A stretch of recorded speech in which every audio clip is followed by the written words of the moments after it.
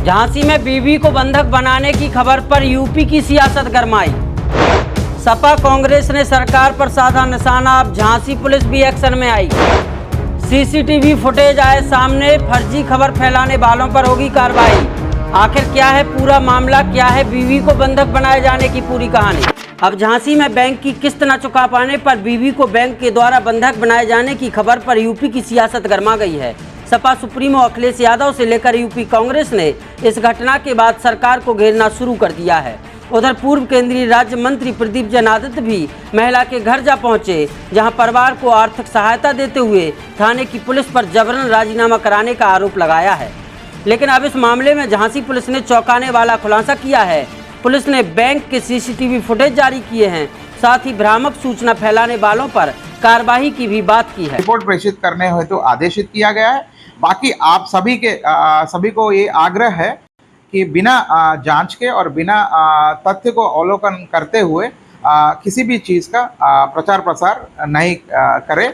दरअसल ये पूरा मामला झांसी के मौट सर्किल से जुड़ा हुआ है। यहाँ के पूंछ थाना क्षेत्र के रहने वाले रविंद्र ने मौट स्थित समस्ता बैंक से 40,000 रुपए का समूह लोन लिया था। कुछ किस्तें जमा भी कर दी थी, लेकिन कुछ किस्तें बकाया होने के कारण 28 जुलाई को बैंक ने रविंद्र को बुलाया था। रविंद्र अपनी पत्नी पूजा के साथ बैंक पहुंचा, जहां किस्तों के लेन देन को लेकर बैंक और रविंद्र के बीच बहस हुई। रविंद्र 11 किस्तें जमा होने की बात कह रहा था, जबकि बैंक के पास सिर्फ 9 किस्तें ही पहुंची थीं। अब पुलिस जांच में सामने आया कि 2 किस्तें रविंद्र ने गांव के ही एक व्यक्ति द्वारा जमा करवाई थीं, लेकिन उसने बैंक में जमा ही नहीं की थी। बहस बढ़ी तो रविंद्र ने 112 पुलिस बुलाई। मौके पर पुलिस पहुंची। 28 की शाम को ही रविंद्र पत्नी के साथ थाने पहुंचा, लेकिन तब तक बैंक बंद हो चुका था। पुलिस ने दूसरे दिन दोनों पक्षों को थाने बुलाया, जिस पर रविंद्र ने 3 माह का समय मांगते हुए सारी किस्तें जमा करने की बात कही और दोनों पक्षों ने आपस में राजीनामा कर लिया।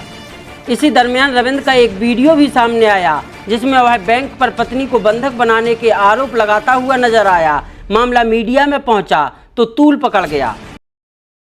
किस्त रोक दीजिए उनकी, अब नहीं पहले किस्त का फाइनल कीजिए। तो वेंडर इनको बैठा लिया तो क्या है, कल की बात है। मैडम को हमारे वो कह रहे थे पहले पैसा लेके आओ, जब मैडम को छोड़ेंगे हम।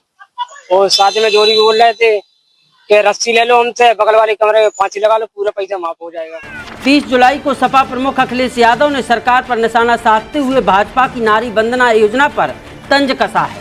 वहीं यूपी कांग्रेस ने भी इस मामले में योगी सरकार को घेरते हुए कानून व्यवस्था को कटघरे में खड़ा कर दिया, जबकि पूर्व केंद्रीय राज्य मंत्री प्रदीप जनार्दन रविंद्र के घर पहुंचे और दलित उत्पीड़न का मुद्दा उठाते हुए सरकार पर निशाना साधा, साथ ही परिवार की 10,000 रुपए से आर्थिक मदद भी की।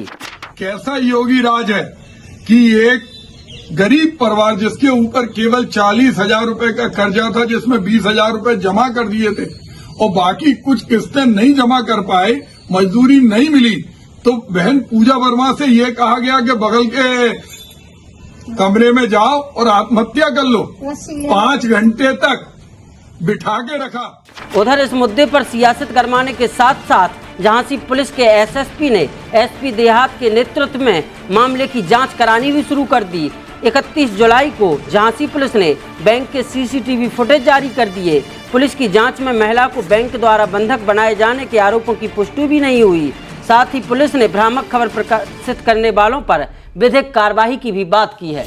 विविध प्रचार प्रसार माध्यमों से द्वारा एक खबर प्रकाशित किया जा रहा है कि जनपद झांसी के ताना मोड़ में एक बैंक द्वारा एक शिकायतकर्ता और उनकी धर्मपत्नी को बंधक बनाकर बिठाया गया और उनके ऊपर किस्त जमा करने के दबाव बनाया गया। जब एसपी आरए के नेतृत्व में सीओ मोट और एसएचओ मोट के द्वारा जब जांच की गई थी और सीसीटीवी फुटेजेस का अवलोकन किया गया था, तो ये बात समझ में आई है कि शिकायतकर्ता और उनकी धर्मपत्नी के साथ बैंक वार्तालाप करने की फुटेज सामने आई है। कहीं पर उनके द्वारा दंपति को मिसहैंडलिंग करने का कोई चीज़ सामने नहीं आया। और भी ये बात प्रकाश में आई है कि बैंक और जो दंपति के बीच में किस्तों के संबंधित सामंजस्य नहीं बनी है और उसी को लेकर इनके बीच में वार्तालाप हुई है। जब इनके बीच में सामंजस्य नहीं बना है तो शिकायतकर्ता ने 112 में पुलिस को कॉल किया था और उसके बाद दोनों पक्ष थाने पर आए थे और थाने पर इन लोगों ने अपनी समझौता कर लिया और सामंजस्य बनाकर फिर चले गए थे। इस पूरी चीज़ को गहनता से फिर से लेते हुए एसपी आर्य को हमने ये निर्देश किया है कि एक जॉइंट रिपोर्ट पुलिस और प्रशासन के द्वारा सीसीटीवी फुटेजेस, शिकायतकर्ता का बयान और बैंक के द्वारा का भी पूरे डिटेल्स लेते हुए एक रिपोर्ट प्रेषित करने हेतु आदेशित किया गया है।